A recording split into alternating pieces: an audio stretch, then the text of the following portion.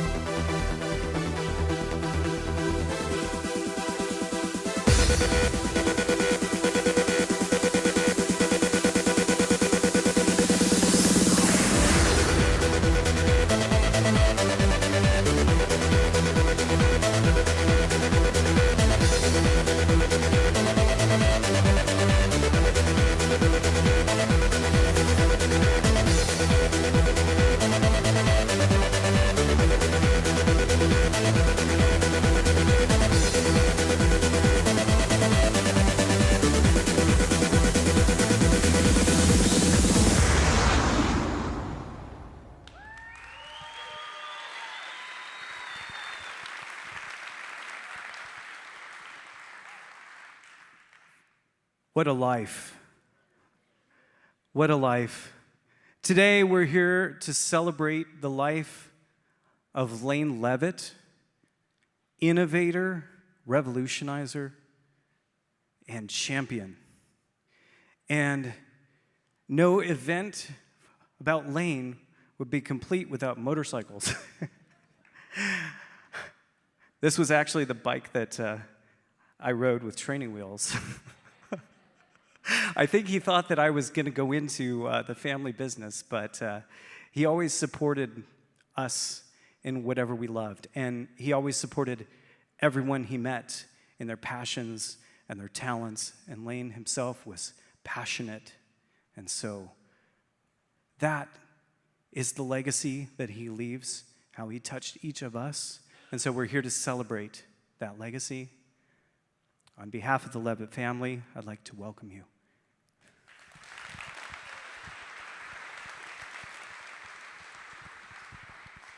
How did Lane impact my life? The real question is, how would my life have been for the last 30 years without Lane? Like I was saying, he changed my life before he even knew me with the book. He was just good dude. He was really a good dude. I studied that book front and back, and he helped me to understand how to learn trials. I put it to use and practiced all in the mountains, over the logs and creeks. And then when I met him that day doing the air ram, that was my hero. And it would be an empty life, because the truth is, his energy, his talent, he's a kid in a candy store, and so am I. And he has his dry humor. I love that kind of humor, you know. A lot of people don't get him with that kind of humor, but I get him because it's a British humor, you know. He gave me you, Steve, and Danny Boy, and I called her Odie, other daughter, and Rebecca. I love them like, and you, like my own kids. And Debbie is one of my best friends in the whole wide world. I've used her. If I needed a girl to ride a bike, she was the one that came and rode the bike. She could wheelie hardly like a man. So I was really happy for Lane having her and her having Lane.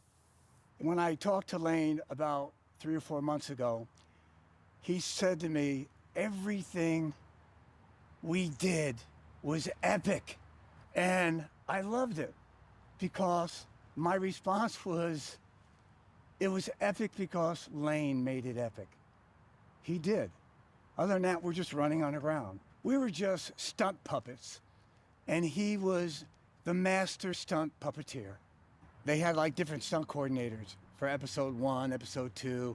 I came in episode 3. And they didn't quite want to pick the coordinator, so they let the director, do it. They weren't sure who they were going to hire as a coordinator.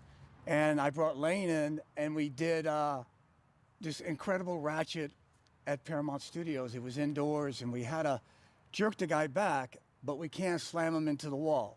It's got to be magical, something futuristic, some like a magic wand from Q's hand, and he flies in the air. And Lane just rigged this beautiful ratchet that was smooth, where we went 12 feet in the air and dropped 8 feet level into a wall and down to the floor, and it looked just magical, And he hid the cable because back then you got to hide the cable. It's not like they can't paint it out. 2 days later, I get a call from the executive producer, Rick Berman of Star Trek, and he wanted to know how the stuntman flew magically through the air and hit the wall without knocking the wall down. And I didn't tell him. I wasn't going to tell him the secret. And they talked about that for weeks and weeks and weeks. And before you know it, they're calling me back to do episode 8, 9, 10. And I finally asked him, I said, am I your stunt coordinator? And he goes, yeah, you're the stunt coordinator now. And they kept me for 14 years. Did Lane have a lot to do with that? Yes. That was, as Lane would say, an epic stunt that just looked really cool. And it turned into a 14-year run for Lane, me, and all the guys. So it was pretty cool. Oh my God. That's one of the greatest things I've ever done. Sequences. People thought it could never be done. It was even a small budget movie, so let alone on a big budget movie. But to do this on a small budget movie. On top of the world, we had 3 descenders working at the same time, which is the most descenders I've ever used in one sequence. Essentially, a descender is a large cable spool, exactly like in a fishing reel. And it stores cable to spit it out very quickly to simulate a man falling and then to slow him down and stop him at the end safely. Hardly anybody had ever even been on the face of Hoover Dam. Matter of fact, it was so rare that anybody that actually was on the face of Hoover Dam would get a special certificate from them. I was so blown away by what he did that when we finished, even though I directed it, did all this, they said, nope, you cannot get a certificate even though you're responsible for this. So I said, Lane, hook me up, take me down the Hoover Dam because I want a certificate. And he did. He hooked me up and he sent me down the dam and I have a certificate thanks to him. So that is something I'll always have the rest of my life that only a few people in this world have. That's who Lane was. He could take anything that you thought was a dream, a stunt that you thought one of these years, one of this, that he says, no, let's just do it now. He was the puppeteer, man. And he loved being the puppeteer. He loved making all of us look epic. And that's the treasure, is his excitement and wanting everything to be big. And the best part of all that is he makes it epic, and he makes sure that we all make it back home to our families. So as big as it is, and as crazy as it looks, we're all going home at the end of the day, and that's what Lane always wanted, and that's what I always want. That's what really everyone wants. And so that's the gift, doing epic stunts and going home to your family when it's a wrap.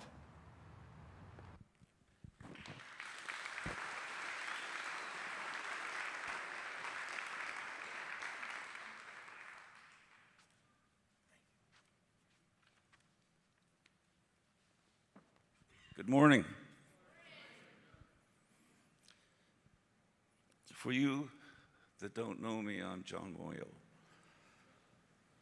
And I'm here today to discuss the man, the myth, and the legend, Lane Leavitt. His early accomplishments were extraordinary. 3 times AMA National Trials Champion, 5 times California State Champion, 2 times Oregon State Champion. Lane began his career on the Fall Guys, as I recall, in 1980-81, working under the direction of Mickey Gilbert. He and Jack Gill wheelied Trials bike across the railing of a bridge, feat not for the faint of heart. Today, I'm here to talk about his skills, not as a stuntman. Most of you already know that. I want to discuss the man himself. Lane was a people's person. He made lifelong friends along the way. He was as big as life itself. He never stopped chasing his dreams and found as much joy and fun in the chase as he did in the attainment. His zest for life, his legacy was his legacy. He was the most innovative man I have ever known. His friendship with others extended not only here, but also across the pond. Lane, alongside his wife, Debbie Evans, created a legacy built not just on talent, but on partnership, mentorship, and the love for the craft. Together, they were the cornerstone of the stunt community, and the careers they inspired didn't stop with their own children. It touched an entire generation. Lane's accomplishments extended well beyond the trophy shelf. He was an inventor, a rigger, a true innovator. He designed and improved much of the equipment in use in the industry today. Along with his entrepreneurial skills, he was responsible for his architectural and engineering designs, which resulted in improved air rams, air ratchets, airbags, descenders, and much, much more. Lane was a unique, colorful blend of traits, sentimental and strong-willed, caring and contemplative, passionate and fiercely loyal to his beliefs. In recent years, I noticed his softer instincts prevailing, his heart leading the way more often than not. One story stands out. We were on the backside of Universal, surrounded by a crowd of stunt personnel. A conversation with another stuntman turned to politics. I won't lie, I'm not a fan of political talk in this business. But I could tell this guy leaned a certain way. He was a limousine liberal. Then I spotted Lane across the set. I interrupted the conversation saying, "There's someone I'd like you to meet." We made our way through the crowd and finally reached Lane. "Lane Leavitt, meet Brad so-and-so. He speaks your language." And then I snuck away and watched from afar. There was a whole lot of language going on, body language going on, but I must say, even when people held opposing views, Lane welcomed the dialogue. This was his gift, finding common ground and making people feel heard. Lane's most enduring quality was his ability to see the glass as half full. In other words, he was positive and had a hopeful attitude towards life, even in challenging situations. He inspired loyalty and sometimes fierce opposition, and he welcomed both with the same aplomb. He was powerful, brilliant, and passionate. Above all, he was honest, loyal, and kind beyond measure. Back in the day, Lane was my go-to guy. He had a peripatetic path, always helping others. He was outspoken and fearless, especially when faced with injustice. He never backed down from a fight worth fighting, believe me. He luxuriated in being something of a heavyweight pugilist, never pulling his punches, whether involved in labor controversies or national politics, where he was an ardent supporter of conservatism, to say the least. Lane had the intellect of a scholar and the heart of an artist. Facts and figures on one side, emotional intelligence and creativity on the other. He was a doer, not just a talker. His legacy, his relationship, wisdom, and impact spanned generations. He mentored people who are now leaders in this industry, and it's thanks to his generosity, his willingness to teach, to welcome, to invest he invested his time. I mean, this guy was unbelievable. He truly was. I'd be on location. I'd call him and I'd say, Lane, I have a couple of talented people. Can you train them with your equipment? Today, those young people are all among the most successful people in the business. Lane listened to all voices. He didn't say my way or the highway. He brought people together. That's the kind of leader he was. He was equivalent to at least two people in terms of a force of nature. He did things that people said couldn't be done. That wasn't his vocabulary. And of course, he also proved them wrong. He was the steward of many during lean years for those individuals and brought them into an upswing, making many fine talents. And thanks to his leadership and willingness to bring along new people, he left an indelible legacy. It galvanized everybody together, and Lane played a significant role in that, bringing people together, all the stakeholders in the watershed. And I'm sure many of you out there today. He amazed me with his versatility. Outside of work, we were friends. His son Daniel and my son Ashton were close, and we'd often get them together to create and collaborate. I told them, you just can't be stunt puppies, become filmmakers. And Lane took that further, not just with our sons, but with others. So today, Lane, we don't just mourn your passing, we celebrate your rich life.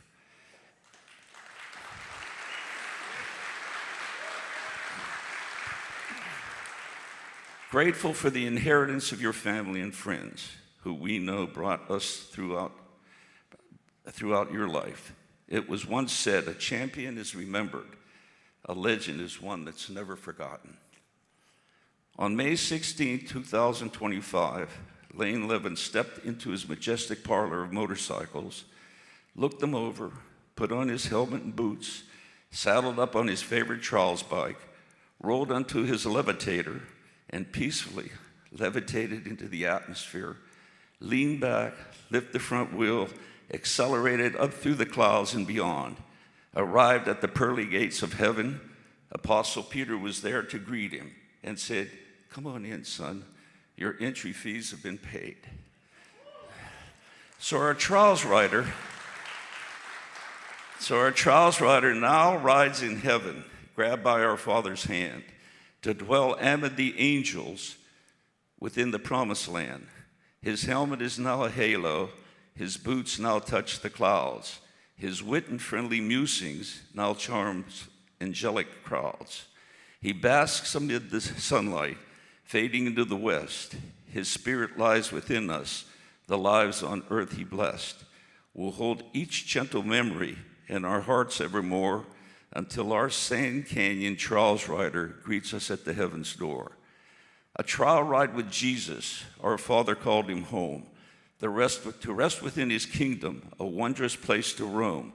We will never forget with the highest of acclaim the strength, love, and compassion of God's angels and trials rider that trials rider claimed. We are grateful for your legacy, grateful to your family, grateful for your generosity, your strength, and your friendship. You left an indelible mark on this world. May your soul and all the souls of the faithful departed, through the mercy of God, rest in peace. Amen.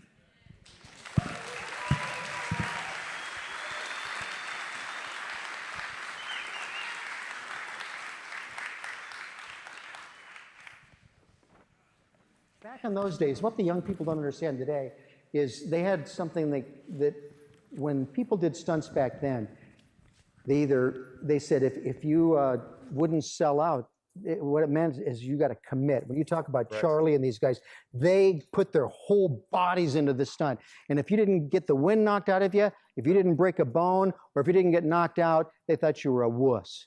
Okay, I swear to God, that's what it was why like. I got knocked out all the time. And if you got a reputation of not selling out, you were hosed. You wouldn't work. And the young people today don't understand how tough it was. And I'd watch these guys and I went, these guys are crazy and they're unbelievable. And I watched the way they were doing the stunts and I said, there's got to be a better way to do this. So I started coming up When with. you say better, you also mean safer. That's what I meant. And better Okay, for camera. Exactly. Yeah. And so I started looking at every system and starting to, because I was an R&D guy. I worked for Motocross Fox, developing suspension, works performance. So I understood suspension, which is catching people, and then throwing people is just reverse of it. And so I took what I learned from the motorcycle engineering, suspension, and tuning, and I started applying it to every area of the motion picture industry. And so I started building machines, and the machines started to get, people liked them. And so how I became the first guy to start rigging on a contract was that Joel Kramer, who I did probably done 20 movies with, Terminator and all the Schwarzenegger pictures and Cameron movies, he started putting me on a weekly contract so that he would always have me, so he wouldn't lose me. And the effects guys hated it. They freaked out. They hated it. Yeah, because you developed this new capacity. Well, what happened is that they would only work on, they were smarter than I was. They were better craftsmen than I was, but they didn't know how to write it and tune it because they weren't actually using this stuff. And I was taking my own money and putting into the development of this, in investing in it, and it would work, and I'd get my investment back. So what they were doing is they were waiting for a show to come along and then have the show pay for it. Right. So there was no development being done. So I just was lucky enough to find a niche because I didn't have the talent that you guys had. You guys are artists. I'm a scientist. So that's what pisses me off about the Academy, and that's what Charlie was saying, is what we do, we probably use more art and science than any other department in motion pictures. There were like 6 or 8 of us in this narrow corridor, police cars, and we were racing, chasing a motorcycle. The Sparrow wanted one car to do a flip and get on its side. And the space was too narrow for a cannon, too narrow for a pipe ramp. And we had to do it on the 6th Street Bridge.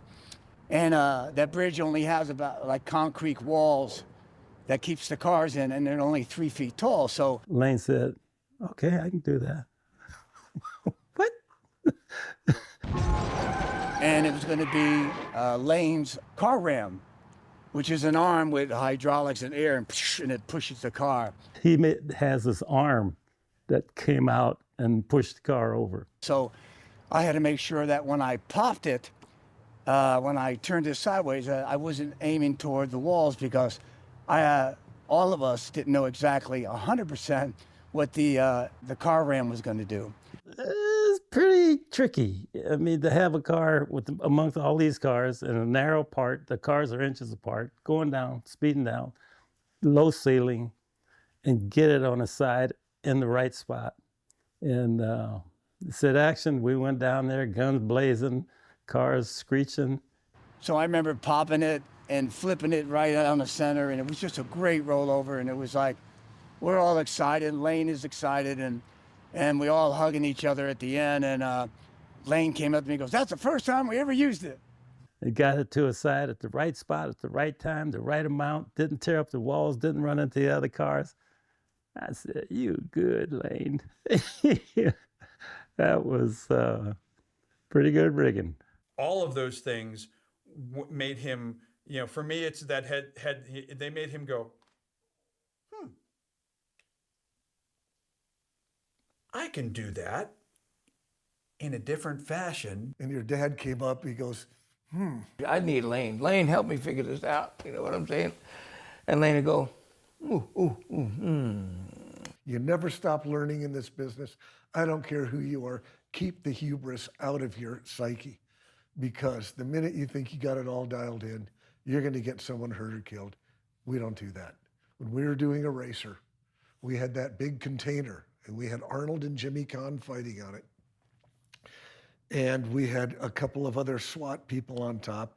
And the gag was, it's going to drop and fall away, and these guys fall with it. So your dad had everybody rigged on decelerators. And we tested it. And Terry Frazee, our special effects coordinator, he had the exploding bolts to drop the whole container. And during this, and he had done 4 tests, it worked perfect. We had a safety meeting, and on the meeting I said, everything's tested. It's this, we've been through it. We're good to go. Production signed off. I said, the only thing that could ever go wrong is the 4 cables holding that container. If one of the cutters doesn't go, it's gonna swing that and oscillate the whole system. And so your dad prepped for that. So your dad came to me and said, look, I'd like to stop the guys at 12 feet above the ground instead of where we were gonna take them. I said, good idea. And what happened on the take? Everything went but one, and these guys are swinging. Lane stopped. They all stopped automatically, except for Peter Kent. He's swinging like a pendulum. And we get everybody else down. I go up in a condor, and I'm watching, he's swinging by. So I go up high, and I grab his cable, and I start coming down on the condor and bring him to a stop, get him in. He really is an action designer, right? It's not just like saying it. You know, he designed equipment to make it safer, right? For everyone around the world. He designed airbag to make it safer. That tells you a lot, that the things he told me, he taught me to keep safe and do it right. And make sure, if you don't feel it right, make sure it gets right. I'm Joel Kramer. I've been fortunate enough to have been the stunt coordinator on second unit director on such shows as Fast and Furious 7, Blade Runner 2049, True Lies, Cliffhanger, Terminator 2, Judgment Day, Last Action Hero, Total Recall, Twins, just to name a few. Let me start off by saying, first of all, I want to thank you and Debbie and your brother and sister for allowing me to do this, because I couldn't be there due to unforsaken circumstances. Your dad and I and your mom go back over 45 plus years. And I was fortunate enough on a lot of the big shows that I coordinated for over 30 years to have your dad by my side, because we created some of the most iconic in-camera sequences, and I could have never done it without him. And I'll get into some of that. But I want to tell you, the first time I met your dad, I was doubling David Hasselhoff on Knight Rider. And we had to do a shot where Kit goes bad, and he's going to slide in and hit David and knock me about 25 feet. So your dad sets up a ratchet, and it's some nasty ground. So they fill it with sand. We do the testing. We get it dialed in. We go for the take. Well, of course, you know what happened. Overshot, went right into the rocks. And your dad came up. He goes, can we do one more? And I'm going, really? And so we did. It was picture perfect, but we started a friendship. And, you know, the first show I brought him on was Twins. And he did it such an I was so ecstatic with his work, you know, with the air rams and all the rigging. And we had a specialty stunt on that show where Arnold, who's been living on an island his whole life, is walking. And I had Billy Lucas ride by on a motorcycle, grab his arm, and his arm goes up to steal a suitcase, and Arnold pulls him back, jerks him off the motorcycle, all in one take. And I said, hey, Lane, is there a way that you can work your ratchet so we can pull it out to the end of the throw and then fire it, because I don't want to hurt Arnold's arm. It all has to look like, and Lane goes, he thought for a minute, called me back 10 minutes later, I got it. I've got this ball switch, up, I'm going to attach to this so when it pulls out, anyway, I said, spare me the schematics, and we tested it, and it worked brilliant, and that was just the start. You know, we went on to do so many films together, and we grew together. You know, and one of the neat things, I could go to your dad and I could say, look, I've got this sequence, and here's the way I want to do it. Here's how I see it. And he would come back to me in a few days and put it together, because it was all in camera then. We couldn't erase cables, whatever it was. Look at the opening of Cliffhanger. We dropped a gal 700 feet on a cable, 2 takes in the opening sequence. Your dad did a phenomenal job rigging that on a fan descender. And she was still 400 feet above the hard deck when we stopped her. And, you know, just all the rigging that went in, what was involved in that, in, you know, in the Alps in Italy, you know, without him, it could have never been done.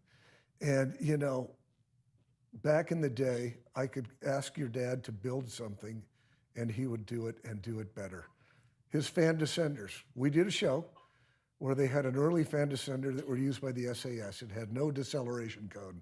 And I took pictures of it and I called Lane, I'm out of the country. I said, hey, you've got to build some of these. We need these in our arsenal. And you've seen what he built, and everybody's copied him since. He really set the standard on equipment and keeping people safe. And I can't say enough about what he gave back to the industry. All the people that he took under his wing and trained that became top coordinators, top riggers. Because without Lane, they wouldn't have a job today. They would not have their careers. And you know, he would call me and he'd say, hey, Joel, I got this new guy named Scott Rogers. You know, he's really cool. Can we bring him on the show? I need it. I said, do you need him? I said, yeah, okay, bring him on. Hey, you know, I got this new guy named Darren Press. You know, I could go on and on about the successful second unit director coordinators now, that if it wasn't for Lane, they wouldn't be here. And all of the stunt people that he trained, that John Moyo trained. I love both those guys. They were both doing the same thing. I got into a situation one day on a second unit. I had a stunt girl that had to do an air ram from an explosion.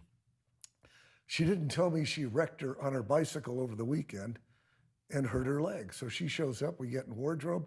I'm ready to shoot. It's an expensive day. And she comes limping in. I said, what's going on? She goes, oh, I didn't want to. I said, are you kidding me? I'm on the phone. I got it in the ringer right now, and I call your dad. He goes, oh, yeah, I got this great stunt girl I'm working with named Tree O'Toole. Give me her number. And he goes, she can do it. I call up Tree. Within an hour and a half, Tree is in Long Beach, in wardrobe. She comes up onto the set, introduces herself to me. I said, Tree, let me give you, here's what we want. I walk her through what I need done. She goes, okay. I said, let's rehearse. She goes, I don't need a rehearsal. I went, are you sure? She goes, yeah. I said, fine, we're shooting the rehearsal. She knocked it out of the park. She's been in my repertoire ever since. These are the people that your dad has trained. And I've got a stable of awesome stunt people because of him, you know, and your mom's been right there with us the whole time. I will say your dad's character, and I'm going to tell a story because this is what he's made of.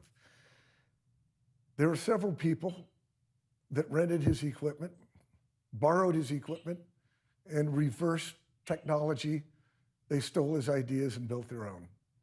So they could make money off of stolen ideas of what your dad built.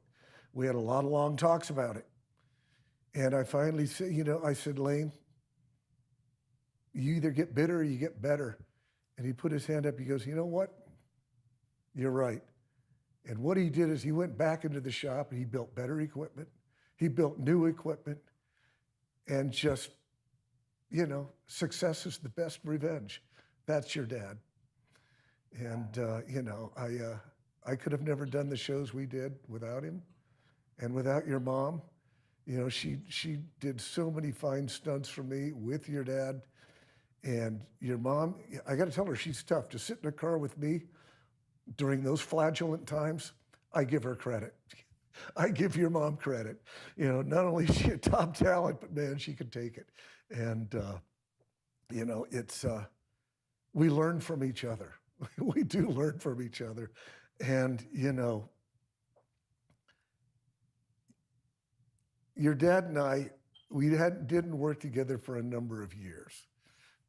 He went his way, training people, doing things. I was out of the country quite a bit. But his innovations are what made the riggers today who they are. We didn't have the winches back then. There's a lot we didn't have. The first time we actually could do erase computer cables was on Terminator 2 Judgment Day, when we flew the Harley off the flood control canal.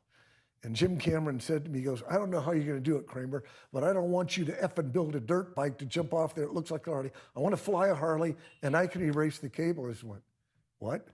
He goes, yeah, I can pixel out the cables. So I got on the phone with your dad. We went out and found the location together, took pictures, went back to Jim Cameron. We showed him a schematic on how we're going to fly that bike. Jim bought it, and if it wasn't for him, it might not have happened that way. That's how we work together. That's indicative of your dad, you know, and I can't say enough about him. You know, your dad and I talked a lot on the months and weeks previous to his passing. And, you know, when we were young, we thought we'd live forever. Your mom and I talked about that. I said, Debbie, look, man, you and I we're around third base headed for home. We got to make the best of it now. You look at the great memories and the experiences that we've all had because of your husband and your father, Stephen, and he touched so many hearts. And look, we get to dance on this rock for a short while. We have to make the best of it. We got to be there for each other, and he was. And before I wrote a little something I wanted to read, but before I get into that, there is one thing that I'm still kind of irked about with your dad. We were in Cortina d'Ampezzo in Italy, shooting Cliffhanger, and Cortina is one of the most beautiful ski resort areas you can see, but it's not confined. It's spread out for 20 miles in all directions. And the only thing we could really do on our day off was ski. And he was a snowboarder, of course. And one day, myself, Billy Lucas, Dave Walling, Mike Weiss, your dad, we didn't invite Mark D'Alessandro because Mark on a pair of skis, he would fall every 10 feet. It just didn't work out. Sorry, Mark. And so we skied about 8 miles down these different runs, up these different gondolas, back down, and we got into some unfamiliar territory. And your dad goes, oh, I know a shortcut back. Okay. Well, we're in all this heavy ski gear, you know, it's cold, and we're cross-country skiing because he knows a way back. Well, after about 3 miles of this, none of us can go on anymore. We're pissed. We're stripping off clothes. We're giving him the evil eye. He is not a happy man. We finally, over the peak of a mountain, we see a chairlift. I said, come on, guys. We take off our equipment. We hike up this mountain, back down, and we finally get to the bottom of the chairlift. And it took us about an hour and a half to ski back to our location. And I never let him live it down. That and the fact with all the per diem we were giving him, he wouldn't join us for any top restaurants in Rome. He goes, oh, I'm busy. Oh, I'm doing this. So we followed him one night.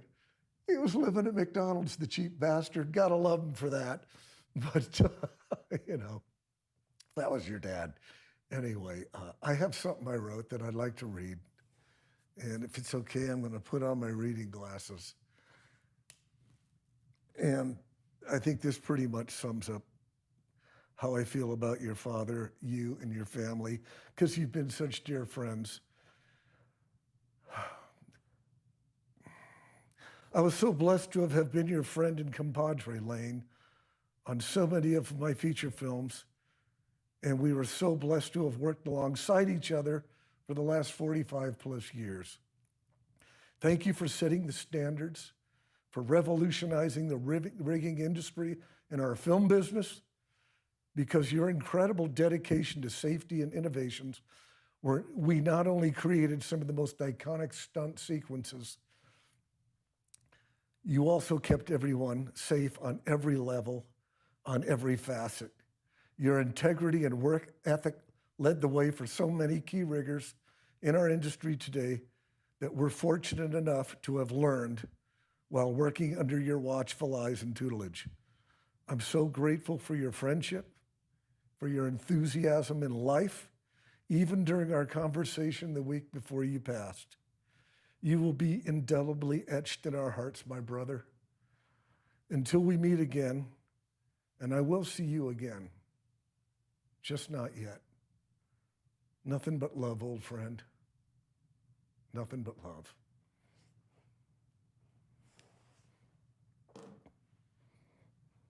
Debbie, Stephen, Rebecca, and Daniel, you guys are blessed.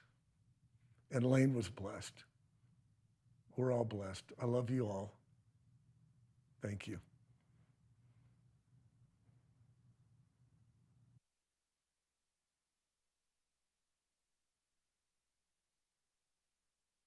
So when I got in the business, obviously one of the first things I heard was about this guy named Lane Leavitt and the great stuff he's creating and all this technology. And it was like, I got to meet this guy, got to meet him. And I'll never forget, not only did, he meet me and was so amazing, but he actually let me start testing his equipment. And it was like the coolest thing in the world. And it was just amazing because he let me learn so much from his equipment. And I became better and was able to even use it in the movies. We were doing Call of Duty 20 years ago on a movie. And we fell in love with that game. And he did it now till he passed away. We did Call of Duty, we still do it. He was one of the worst players. He didn't care. He'd get out there and get blown up so that he can give us his grenades and tell us where the enemy was firing from. He did that on the sets in movies. He'd always go out there. He'd take all the hits. He would risk it all to make us all a better stuntman, a better coordinator, better action director, and make the movies better than they could be because of Lane Leavitt. He would play with Spiro, then he would get on our team, and he would be our secret weapon. He would kill Spiro so many times and so much with that laugh every time he killed him, and drove Spiro crazy. But he was so good. It was so much fun. When he laughs, I mean, it just shakes the room. It's wonderful. But Lane never stopped. He'd heard that my house burned down. I lost everything. And I said, everything. And so we were over Spiro's shooting one time, and he walks in the door, and he's got this rifle. And he walks up, and he hands it to me. He says, you got your other one burn up. I met Lane in 1986, and it had nothing to do with film. My story, I was out of the Army and was a gun salesman. And Lane came in to buy a gun. I was the salesman that sold it to Lane. And it's this gun right here. He would be very upset with me. If I didn't clear the gun, Lane would be upset. California is very big on a lot of paperwork, even back then. And I have to review it. And it says occupation. I went, stuntman? What's that all about? He goes, oh, well, let me tell you. And now I sat and talked with Lane for another 15 minutes about being a stuntman in the industry. And at the end of that, he says, have you seen this movie Commando with Arnold Schwarzenegger on it? Hell yeah, I've seen Commando. So I hang out at that point. I'm a former paratrooper. I have a Marine buddy and his brother, and we all go shooting all the time, this group of guys, and we play shoot 'em up games. And of course we've seen Commando. He's in Commando. I went and rented the VHS. The movie wasn't that old at this point. It had come out at the end of '85. So we all knew Commando. We had seen Commando a bunch of times. Lane had told me, hey, so there's a scene in a garden shed and Arnie throws a saw blade and it cuts the top of my head off. Lo and behold, dude, that's the guy. I sold that guy a gun. He felt bad that I lost all my stuff in one of those, and he gave me that rifle, just to give me something back that, I lost everything. I mean, who knew? He's just a giver. He just, you don't know where it's coming from, when it's coming, or whatever it is. He's just giving. Lane from day one, has helped me with sequences and ideas.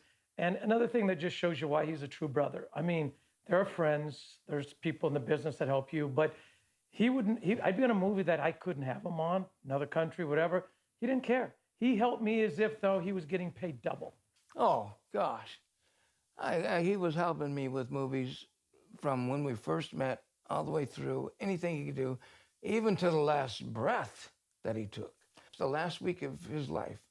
I have a movie starting, and it's a difficult thing in a restaurant where we can't hurt the Italian floors. We can't do this, but I got to have guys flying over the bar and through the windows. And he spent hours, the days, and in the middle of the night, we'd talk back and forth at 2 a.m. And he would say, Monty, do this. I got this idea for you. You can do this, and you can put these guys in. He was like all excited. And we'd come up with these ideas, and he would just come up with things that would take us to the next level and would actually change the script We would change the script. We'd come up with these things that people thought couldn't be done, and we would do them, and it helped my career tremendously, because then, of course, they'd bring us back. I wanted to go see him. I didn't really want to bother him with what I was doing, but he wanted to know, what are you doing? And I told him I'm doing the biggest Bollywood movie to date ever done. Told him the stuff was going to be like this. And he goes, I want to help. And I go, Lane? And he goes, nope, I want to help. And he would text me and send messages 1 in the morning, 3 in the morning, 5, like all night long. He had these ideas. And lo and behold, guess what? They're in the sequences. His ideas are in. They are just incredible, absolutely. And all I could say is, if Lane was here now, I would say, Lane, we got 16 more of these sequences to do. You know, you started off with the bang, and now you've created this, and let's keep going. And I just wish he was here, because I would want to just keep going. I mean, I couldn't believe it. The guy was laying in his couch, and he'd be calling me, you know, all night, texting me all night. He'd have an idea, a song, anything, you name it. He would just sit there and come up with the littlest ideas to the biggest ideas. He'd even tell me what to tell the actors to do. I said, Lane, I go, we could do a lot, but I can't tell the director what to tell the actors to do in their acting, okay? Let's draw the line. Let's quit while we're ahead. Lane and I decided, when we talked, we had the same idea, same faith, and one man's iron sharpens iron as one man sharpens another.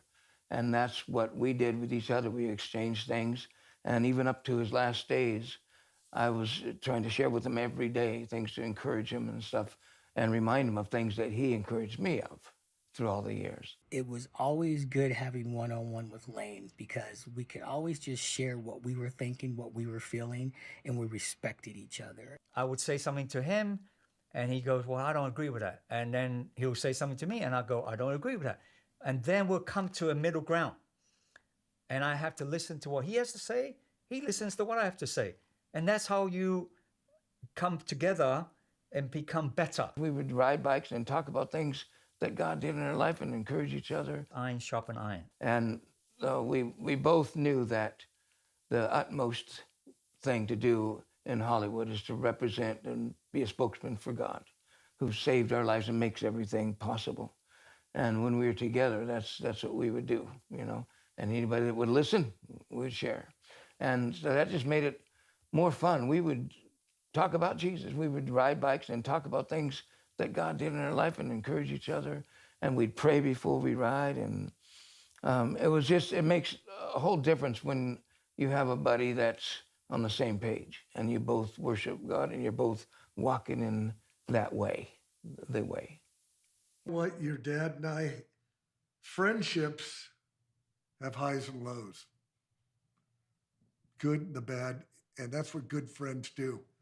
If you anger each other, piss each other off, you throw it away and you continue on. And that happens with all friendships. And your dad and I had our ups and downs. We get into it at times over things, and then it's all cooled off over stupid nothing things, you know? And but we always remained friends. And I always told him, I said, you know, if it wasn't for you, I wouldn't be me. If I knew nothing else about Lane, his men that he worked with, his family, his friends, everyone around him loved him. And that's enough for me, because what does it take for somebody to love you like that? It takes who the person is and what they've done and what they're doing and what they have done and everything in a nutshell. And that's what Lane was.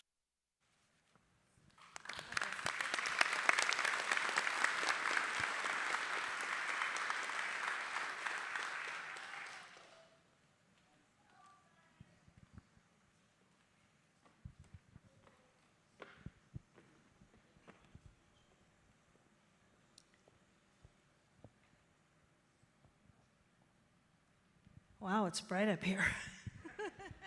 I need these too.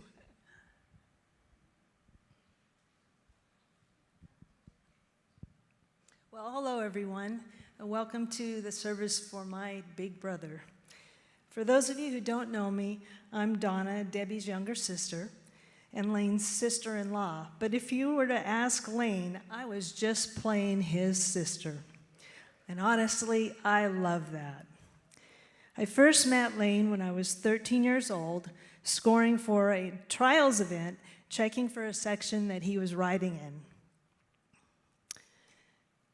I knew of him before I met him, as he was one of the rare sponsored trials riders, practically a rock star in the trials world at that time. He was sponsored by Bultaco and drove a big white van with Bultaco plastered across the side of it. He was kind of hard to miss. He traveled the country competing at trials events across the nation. He was a big name nationally and internationally, holding the titles of not one, not two, but 3-time national trials champion, along with competing multiple times in the prestigious Scottish 6-day trials events. Yes, 6 days of mud, rocks, cold, rain, grueling terrain, and praying your bike didn't break, and he loved it. When I was about 15, he and my sister Debbie were each invited to teach at a trial school at a ski resort called Donner Ski Ranch. It was over the summer. Towards the end of the school, my mom, dad, and I drove up to spend the week and bring Debbie and her motorcycle home. When we arrived, it was obvious. They had fallen head over heels in love. That's when Lane came into our lives. We had so much fun on that trip hanging out with them. Lane had such a fun, offbeat sense of humor and loved the sport of trials, and especially Debbie. And somewhere during that week, he decided my name was no longer Donna. It was now Donner Ski Ranch. Yep, that's what he called me for years. Sometimes just Ski Ranch for short, like I was a place on a map or something. It was so Lane, a little quirky, a bit unexpected, and completely endearing. Because Lane lived in Northern California and was always on the road, he and Debbie had a long-distance relationship for a while. Now, if you know both Debbie and I, we sound a lot alike. So, as the younger sister, I did my due diligence by pretending to be Debbie on the phone anytime he called. I'd fool him for a few seconds until he caught on, and then he'd laugh and say, okay, put your sister on. Lane and Debbie got married when I was 17 and still in high school, and Debbie had just turned 21. At their wedding, I remember thinking, I don't want to get married until I look at someone the way my sister looked at Lane.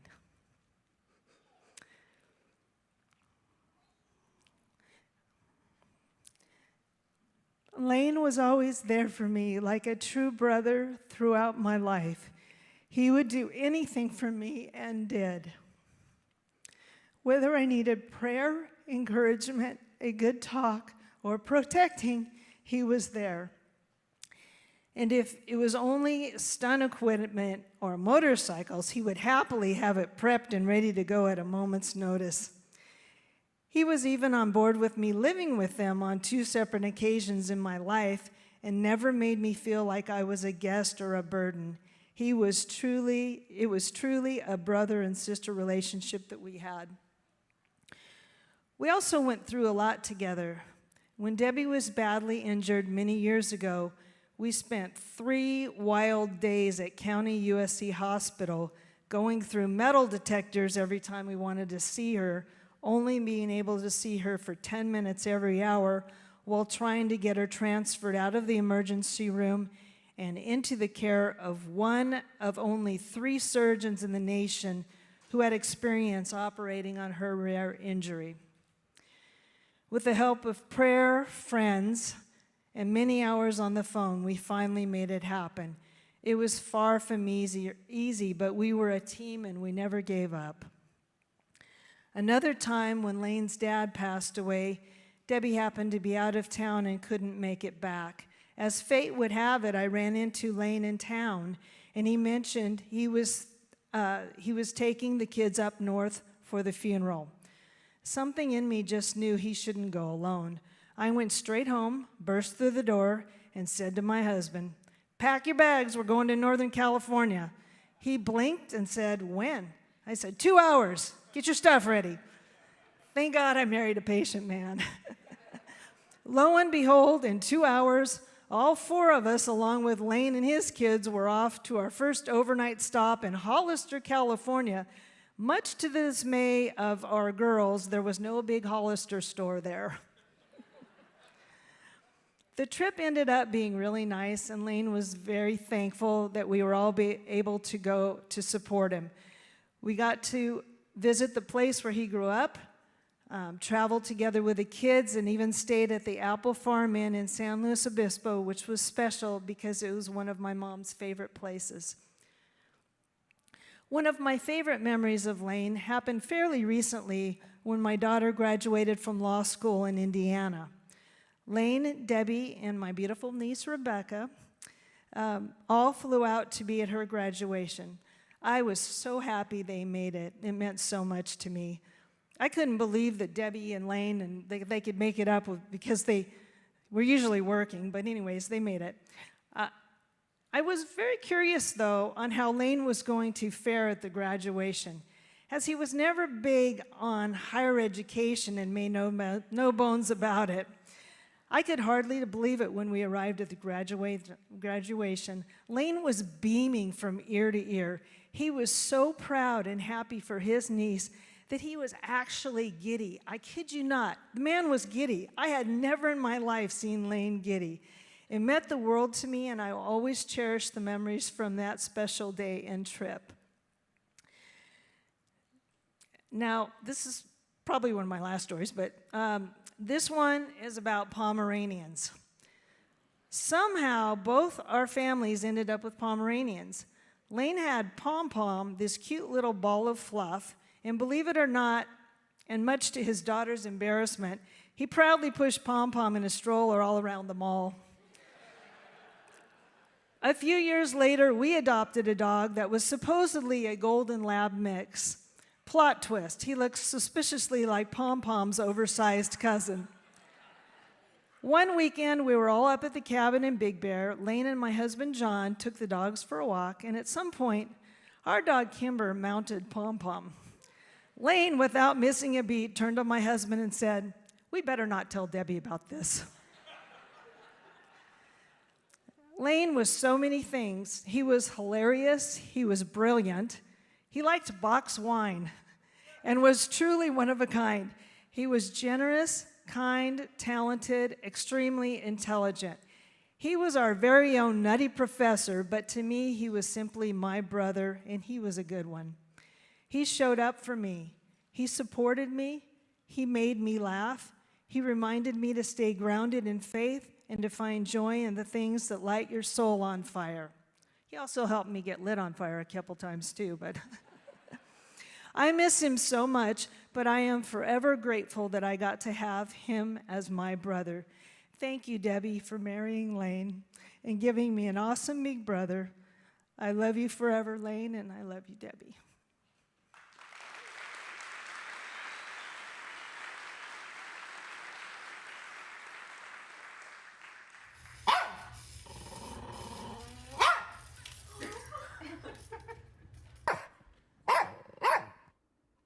My name is Bonnie Happy, but I am Auntie Bonnie because I was Pom Pom's groomer and friend. This is Pom Pom. Pom Pom was much more handsome, but this is a STEM Pom Pom. I first started working on Pom Pom in 2013, and he's just been like one of my kids ever since. And Lane absolutely adored him. And I told Debbie this, I know he loved you kids, but Pom Pom was his favorite. I just have to say that. And when he came here, he was part of the pack, and he loved it. He would come in and just say, "See ya, bye, Dad," and just bust in through my doggy door with everybody else following behind him. When Savannah, my daughter, I called her and told her about your dad, and I was feeling pretty low, and she goes, "Oh my gosh, Mom. Can you imagine Pom Pom seeing Dad walking through there?" She's like, "Come on, Dad, I'll show you where all the great pea spots are. We can take a walk tonight." And then Kimber, we lost Kimber about a week ago, his cousin. And so they're showing Lane around all the prime piece spots. Pom Pom just would cry when he would come pick him up. He would sit at the gate at my shop and just cry when it was time for Dad to be there. And if Dad was late, he'd hear about it. Lane and I were just always best friends, and Lane was a different kind of a guy. I think I was in the 8th grade and Lane was a freshman when we met, but I had a Hudaka motorcycle, an Ace 90. Lane did not have a motorcycle. His mother never wanted him to have a motorcycle, or his dad. So Lane and I would take my bike out up above the elementary school in Pleasanton, and we'd ride. And Lane didn't even have a helmet. We'd change helmets and all that. We lived in American Graffiti. We were American Graffiti, if you ever saw that movie. Back in those days, if you would have said Lane, nobody knew who Lane was. It was Eddie.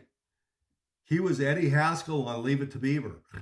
If you've ever seen Leave It to Beaver, Lane was Eddie. And then when he got really good at riding and everything, it was Fast Eddie.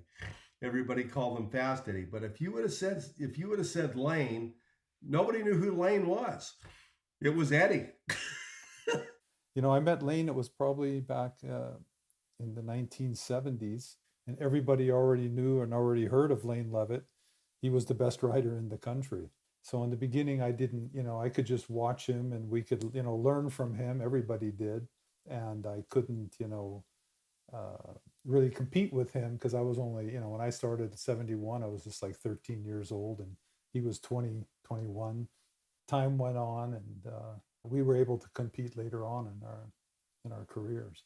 I went to your mom and dad's wedding and I couldn't find where they were. I went, oh my God, because we didn't have any of that stuff that you guys have now. I pull up to this place and I said, oh my God, this huge parking lot filled with cars. And there were like 2 churches there. And I pull in and I went, how am I going to find out which one is it? And I drive down a couple of aisles and I see this Datsun, filthy Datsun with dirt all over it. 2 motorcycles in, one a Bull Taco and one was the other. I can't remember what the other one was. And I said, oh, I'm here. I got to the wedding right on time. It was because of that car. And I know they went riding and then came to the church. That's who they are. That's who they were. It's kind of amazing. I had a motor out of a 57 Chevy that I was turning 11.5s with at the drag strip. So Lane says, let's go in and be partners on this. I'm going to give you a Works ISDE bike and a Trials bike. I'm going to be partners on that engine with you, and we're going to put that in that Chevy too, and we're going to go drag racing. And we built it. We went to Fremont Drag Strip. We didn't set the world on fire because it would just never hook up, but we had a great time. Like I was saying, he changed my life before he even knew me with the book. That book was really important back in 78. I have one right here, actually. Right here. I even keep it right here all the time. Look at this. There he is on the cover. I got a photo in there. We never had any videos of riders in Europe. We just get pictures. Lane and I flunked welding together. Lane says, I need to raise my foot pegs 1.5 inches. I says, what are you talking about? Here we start cutting up brackets and making brackets and all this stuff. I went in the house and got my dad, and he came outside and he looks at us and goes, why are you guys screwing up a perfectly good motorcycle? And I says, all we need to do is weld this stuff, Dad. And he says, there's the welder. This is the rod you need. You weld it. So I welded the left side. Lane welded the right side. Then we went to a trials the following Sunday. And the left side fell off and the right side foot peg fell off. We would ride together and he'd try to teach me something. And it was like right over my head. It was like a different language. I worked on a movie that he recommended me to do on riding trials bike on Gamer in New Mexico. And I used the trials bike to do pre-rides, wheelies and over the cars and stuff before the show. He said, have it sent to my house. So it got there. Monty, come on down. He spent over 4 hours putting that bike together for me and making sure that everything was perfect and watertight. He made me like a factory bike. I'm getting a little choked up because it's not just that. It's almost 40 years of wonderful things that man did for me and my family, and giving things and never expecting anything in return. You can see it, on the cover. His stance was, very solid, very stiff, but, it was strong, it was centered. He believed in the stance. He worked on that a lot, moving the bike, between his legs, and a style that was probably started a little bit by Mick Andrews, and later on Lane really kind of perfected that really well. And time went on, and we started to compete in the nationals in 74, and some 75 fully for myself, and then 76, he was just unbeatable. I had situations where he was unbeatable, whether it was in Southern California, Northern California, or a national, all the way up till 78. Look, he almost won the national championship again, for a fourth time. In Pennsylvania, which I think Debbie Evans, also that time, she was the first woman to ride like a world championship in Pennsylvania. And it was the world round, and I had still not won the national championship yet, and so that the season ended with Texas and Alabama in the US championship later on that year. And in Texas, I had some electrical problems, but I managed, to fix the bike and still win the event. And at the end, it was like I had to win. If I didn't win the event, Lane would have been the champion for the fourth time. And I had not been champion at all yet. And at that time, I really had an electrical problem where I needed a part. I couldn't fix it without that part. And Lane was kind enough to give me that part in Alabama at the Nationals. And I actually won the event, and I won the championship by just 1 point. And Lane was second there, so. Lane would mentor these young men that would come in with a passion to do these things, and Lane would take them under his wing and mentor them.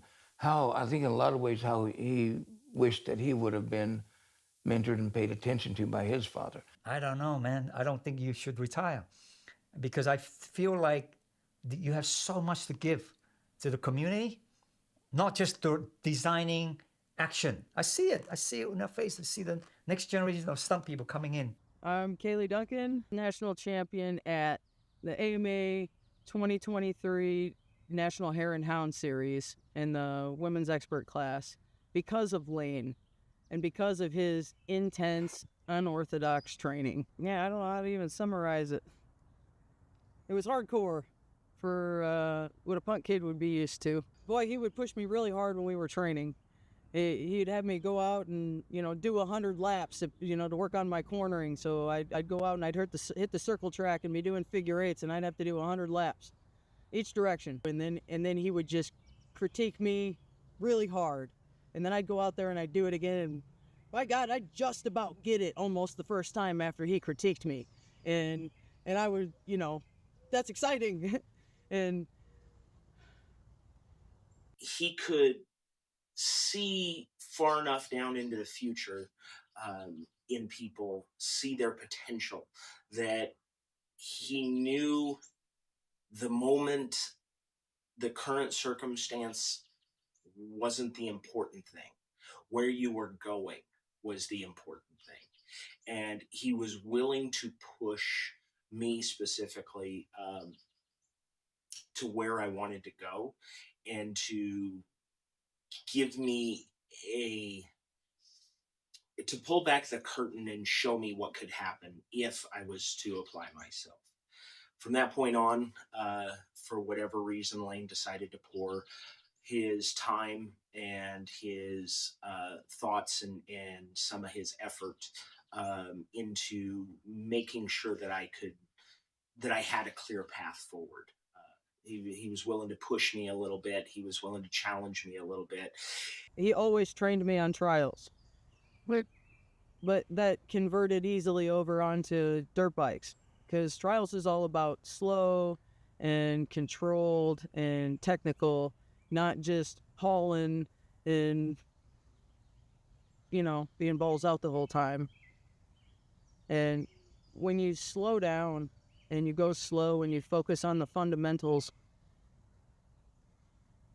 and the little things that perfect your movements, your body position. You get on a dirt bike and it's like, it's just be whipping and throwing that thing around because you've got all your body ergonomics in check. When we were on our way to the race, as we were pulling in, going down the back dirt roads, last leg before we pulled into the event, and he'd be like, okay, now what are you gonna do? I'm gonna stay focused, I'm gonna be consistent, and I'm not gonna crash. I might not have been the fastest, and I might not have been able to hit those jumps as fast as I wanted to, but where those guys made up for speed in the long hauls and over the jumps, I caught up to them and passed them in the corners, and I actually won that race. And I even beat a guy on a Triumph 500, which was pretty funny. I really needed a mentor, and I started praying for one. And then about 8 months later, I met Lane, and he was perfect. He was perfect. He was a rigger and a motorcycle guy, and me being a chick that comes from a tree climbing family, rigging was something I was into, and I grew up on motorcycles, so he was perfect. He needed somebody to mentor, and he had such a passion for bikes. That was, I'd have to say, that was probably the thing that excited him the most. And for him to find some punk kid that had a passion and a drive for it like he did, that was just as eager to learn as he was to train, it was just a perfect combination. Can't imagine where I would be without his influence in my life and in my career, with my family. I would get better so fast, I would be blown away by it. What a coach.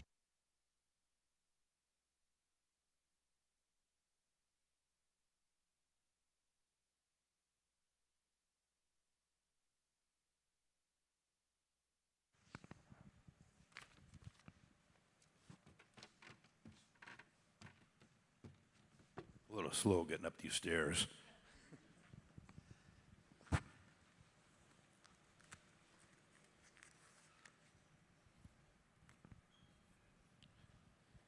Hey, everybody.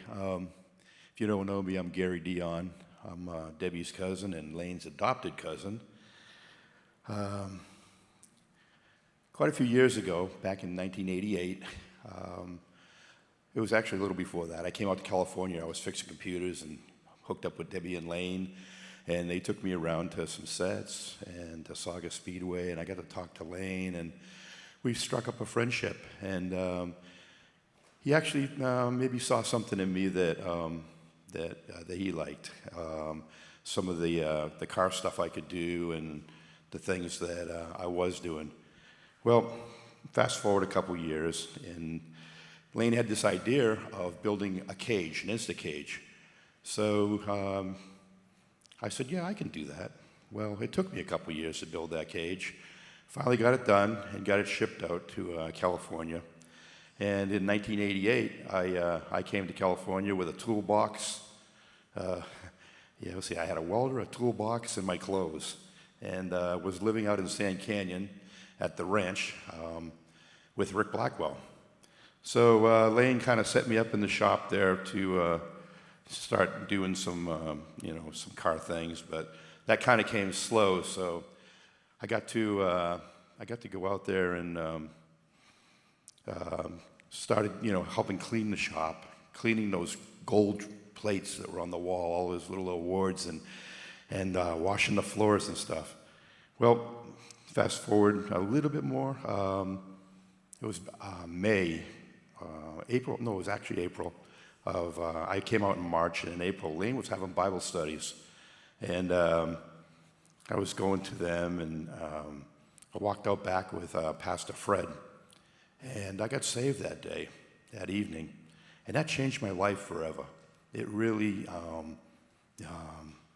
I felt this joy, this happiness, and this feeling that I had never felt in my life. When I lived in New England all my life, I was a pretty, party person. I was kind of drifting through life, racing, and I had a career fixing computers, and I got out of that. It was boring. So, I liked, doing kind of strange, wild things, wrecking cars and having fun and partying with my buddies. And when I came out to California, I got saved. Things changed. Lane changed me a lot. He actually slowed me down, slowed my life down. I was like on this fast lane to nowhere, but I wanted to go. I wanted to do this. I got to be a stuntman. I got to be a stuntman. Lane's like, whoa, buddy, slow down. You got a long ways to go before anything like that's going to happen. So we did. I'm trying to wing this, but sorry. We got going, and he had that white Ford van, the big van, levitation van, and he had me changing the oil and stuff on that thing, and I got so black, so dirty, and I did a couple things in the shop, and I got oil on the floor, and I welded in there, and I got some sparks on the floor, and Lane's floor was immaculate. If you know Lane, everything was immaculate. So I was on my hands and knees quite a bit at that shop, cleaning those floors and getting things. So he finally started trusting me, teaching me different things. And there was 5 of us that came in kind of at the same time. There was Eddie, Rick, myself, Dan Berenger, and Jimmy Stephen. And we were like Lane's team. And Lane believed in having a team. He always wanted to have a team, and he wanted to have a winning team. So he put us all together, and we all had our own little talents and stuff. So once we got going, Lane kind of let Rick and I go out on the sets and bring pads and things like that. But it was really neat because I get to go out there and meet a lot of really cool people. So as we got going along, this idea came up, and they were going to have a stunt race. And Lane's like, okay. We had an old Torino in the backyard, and Lane said, we're going to build a race car. You want to build a race car? I was like, all on that. Yeah, let's go.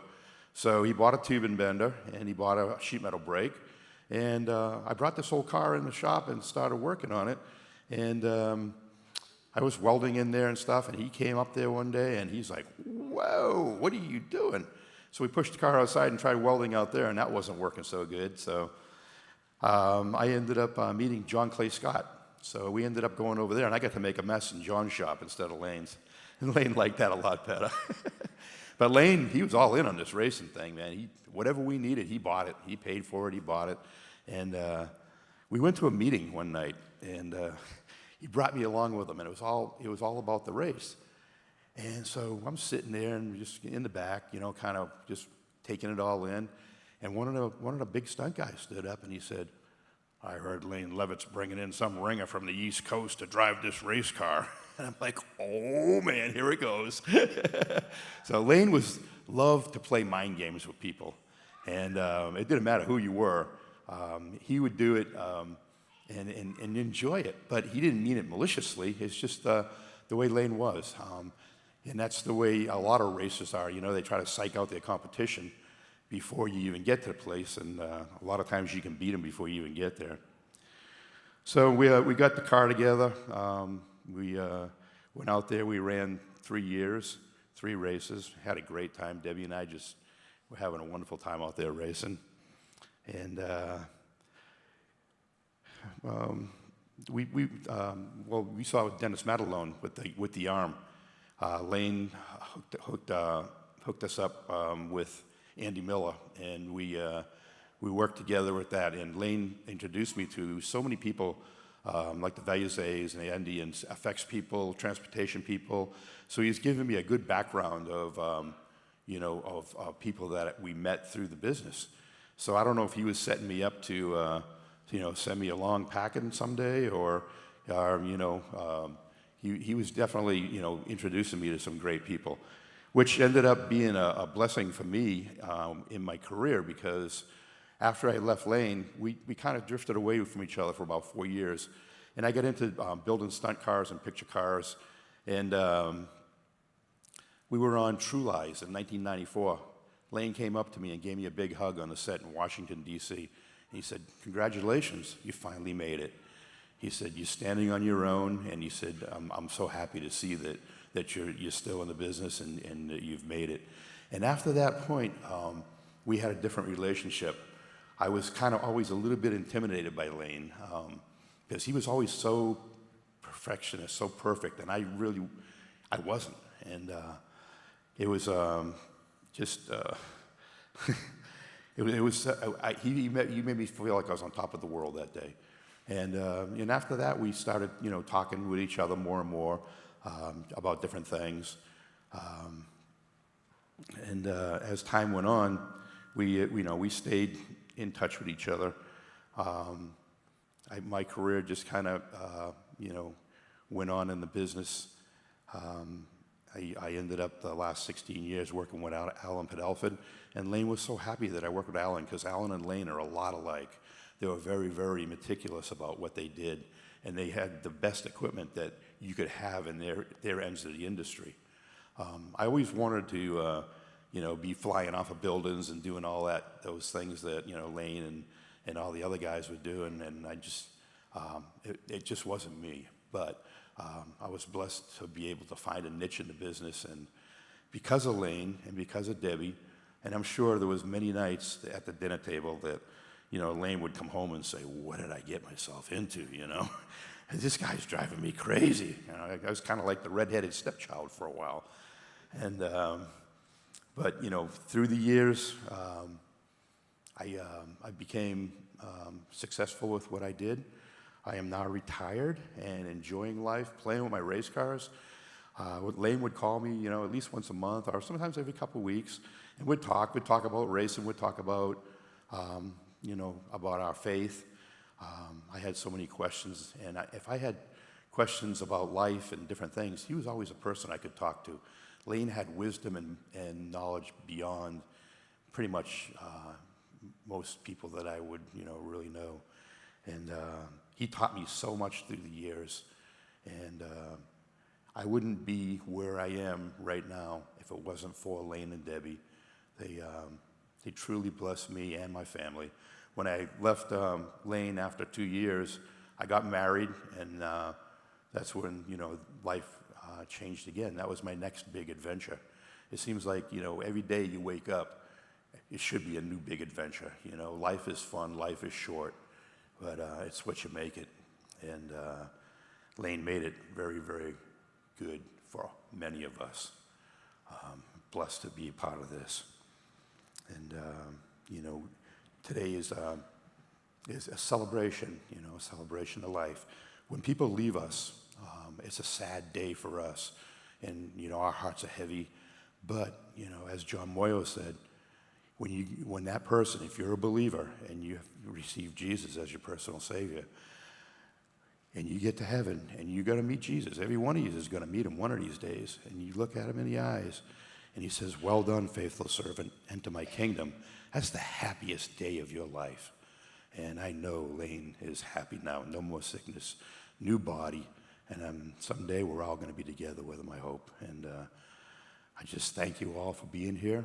And thank you, Debbie. And thank you, Daniel, Becca, and Stephen. And I love all of you. I'm blessed. Bye. Thank you.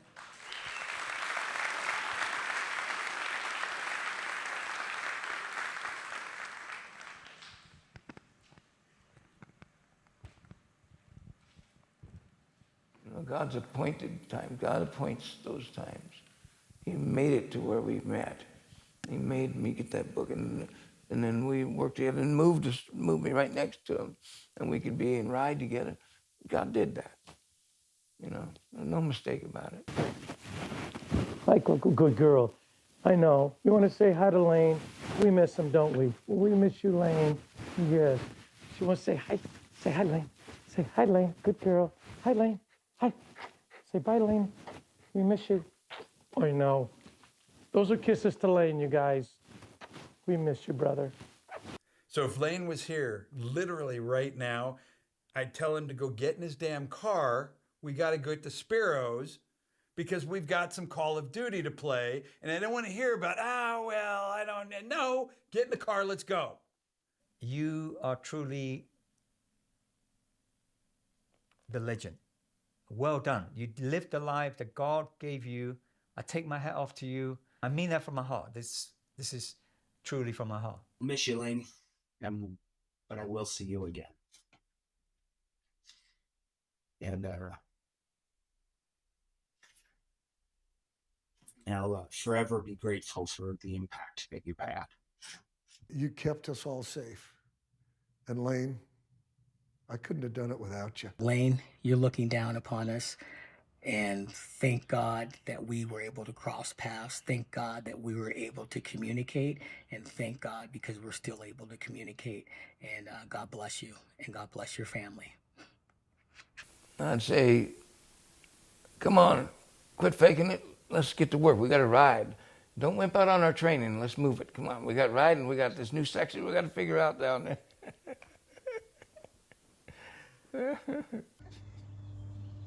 Bye, Lane. I love you. Thank you.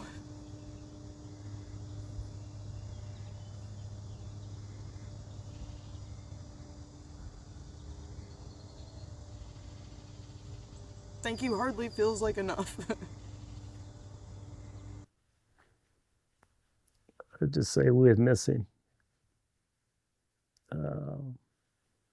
He's a good guy. Thoughtful, caring. And so I just tell him thank you. Lane, I love you, buddy. I will see you everywhere I go. I will see you in your children and in everyone. I promise. I love you, buddy. Give me a big hug. Give me a hug.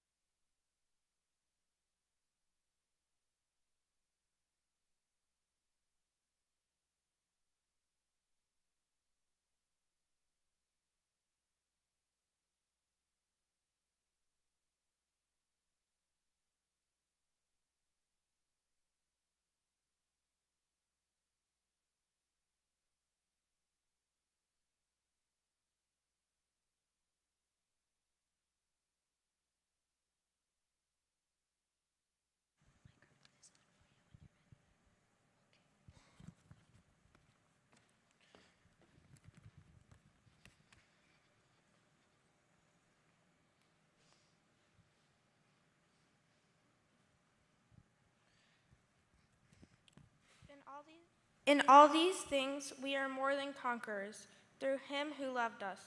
For I am convinced that neither death nor life, neither angels nor demons, neither the present nor the future, nor any powers, neither height nor depth, nor anything else in all creation will be able to separate us from the love of God that is in Christ Jesus our Lord. Romans 8,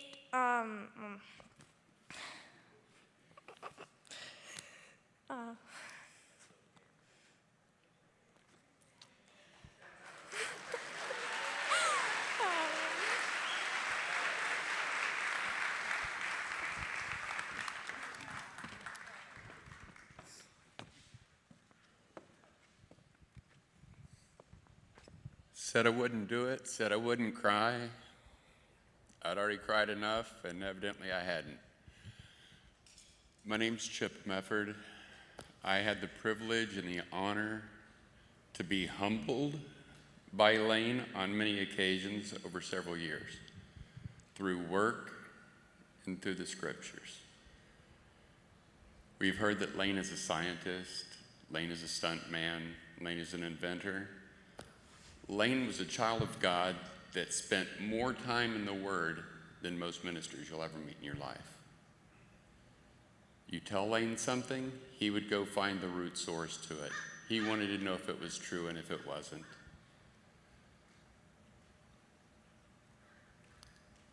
I tried and I tried to find a scripture that would be suitable to use today, and every time I opened the scriptures, there was something that pointed to Lane.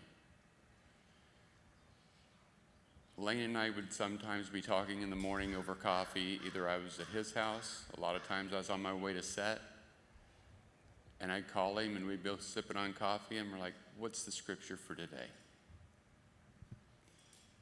And a scripture that Lane and I both really liked,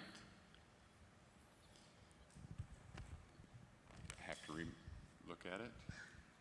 It's Philippians 4, and it's one verse.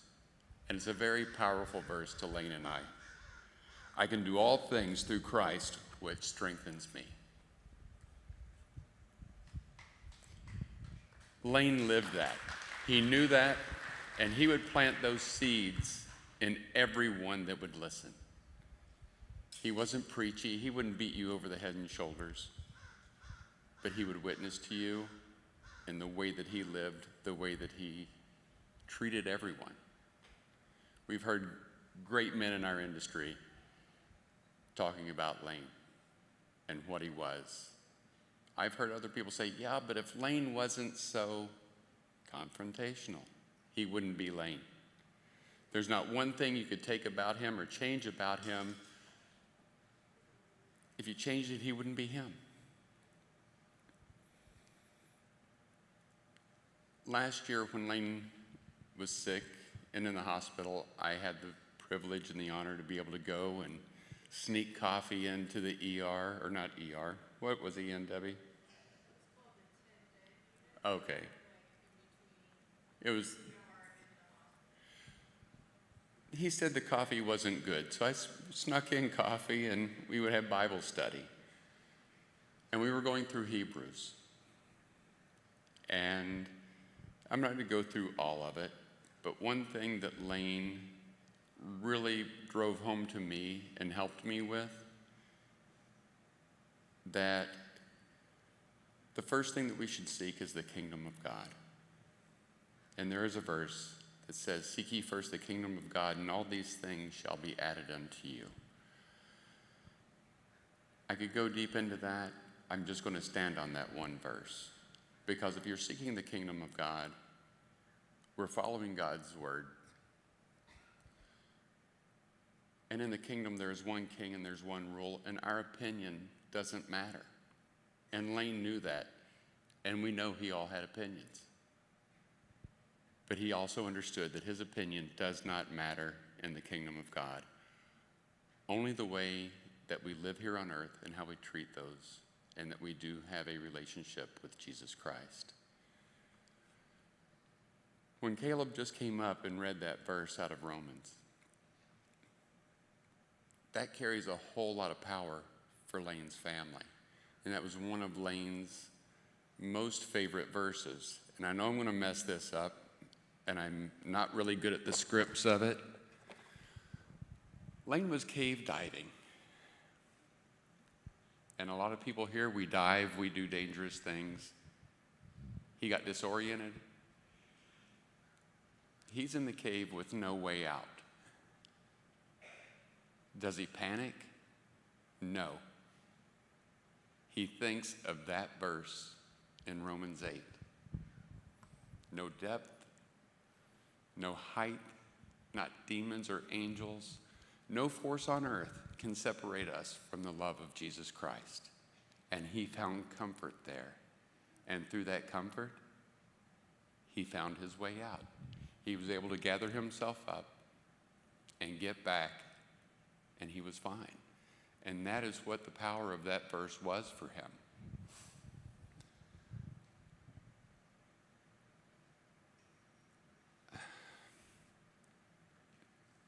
I appreciate Lane for keeping me accountable and keeping other men around him and ladies accountable in the faith. I was given opportunities that a lot of you may have never been given. I had an opportunity to speak, and Lane was able to hear me before he passed. The last thing I said to him, I told him thank you, told him I loved him, and I told him I would see him later. We've already heard from his cousin. We're in the faith. We're covered by the blood of Christ, and we know that we will see Lane again through God's grace. If you would, I'd like to go to God in prayer right now and give thanks.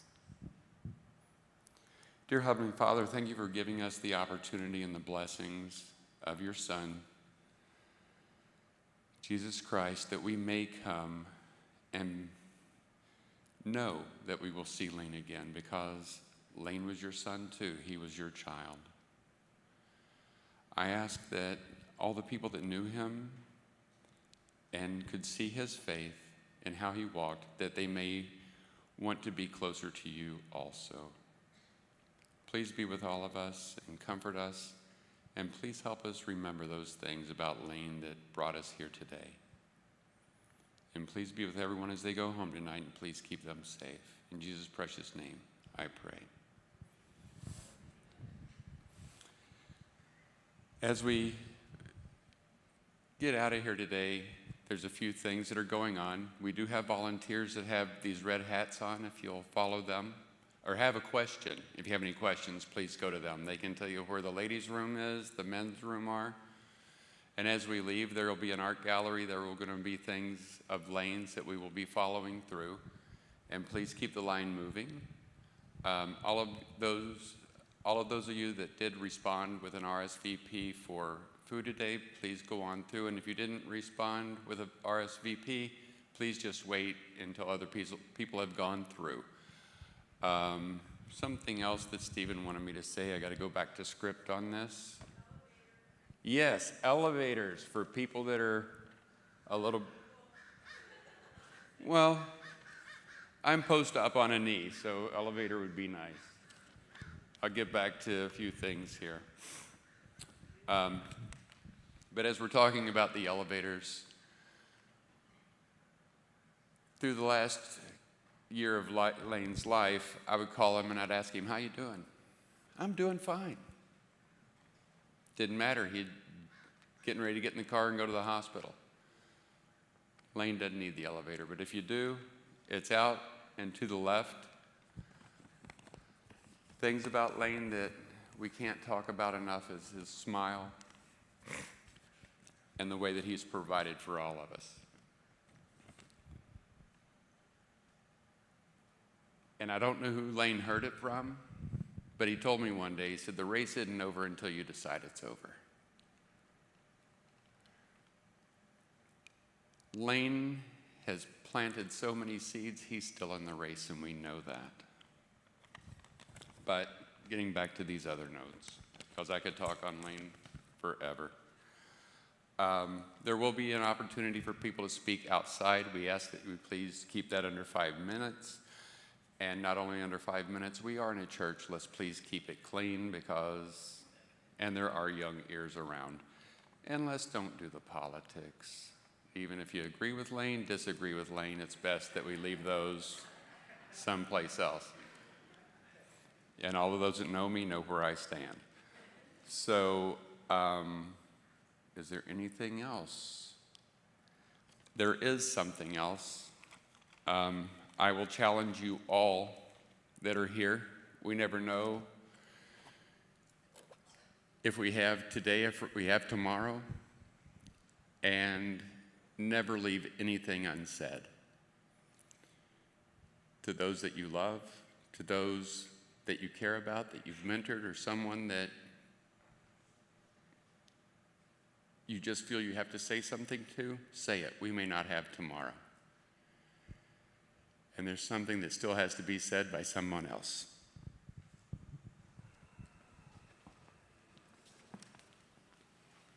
I can't tell you how many times I've saved people's lives on set.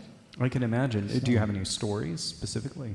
Oh, you know, I don't want to share any of them because I kind of have them blocked out of my mind, because what ends up happening is if I dwell on them, I can't muster the courage to carry on, because they're so traumatic, the situations that you get into, that you have to block them out.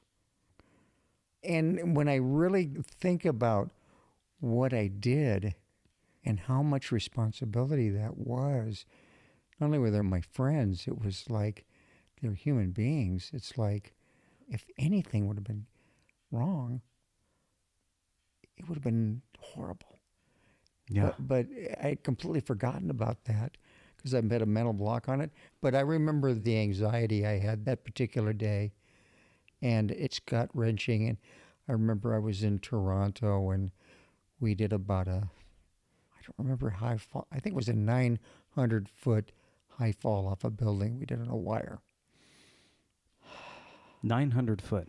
900 feet, yeah. And I remember the night before in the shower, or the morning before, I basically was grabbing a hold of the shower nozzle, and I was getting physically ill. Wow. Thinking what I was just going to do this next day. And it went really well. And then we did a 200-foot high fall like the next day. Wow. But that seems like nothing compared. Well, yeah. The gut-wrenching trauma, you know, that story just came up to me right now, but I completely blocked those out of my mind. Yeah. But when you say yes, you put all your attention to the details of what you're going to do, and you're going to do the beginning, the middle, and the end.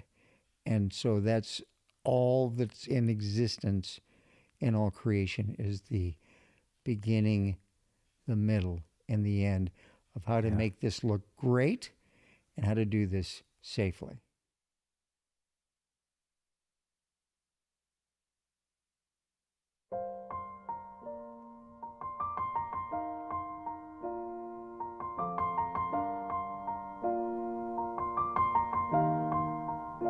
It's been a long day without you, my friend, and I'll tell you all about it when I see you again.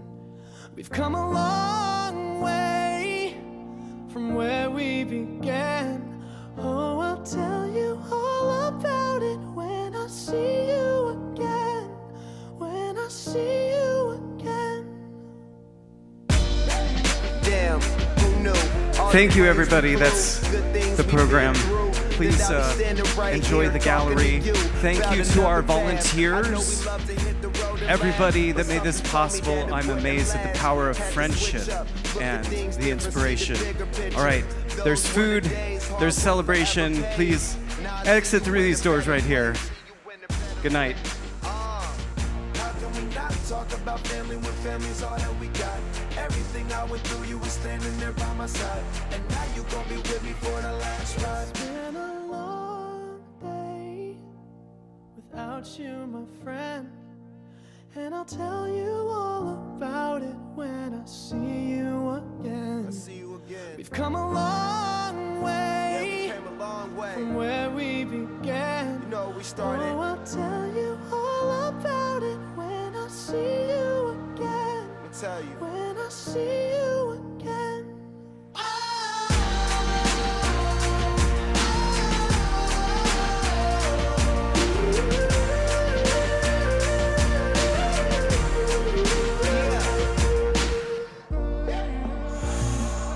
First you both go out find your way, and the vibe is feeling stronger. What's small turn to a friendship turn to a bond, and that bond will never be broken. The love will never get lost.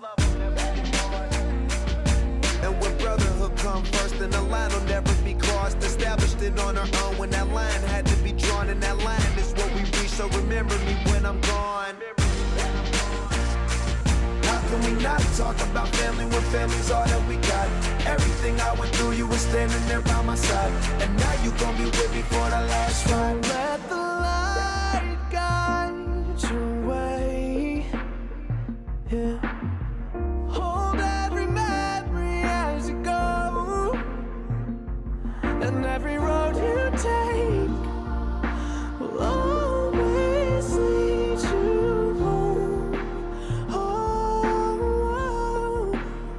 it's been a long day without you, my friend, and I'll tell you all about it when I see you again. We've come a long way from where we began. Oh, I'll tell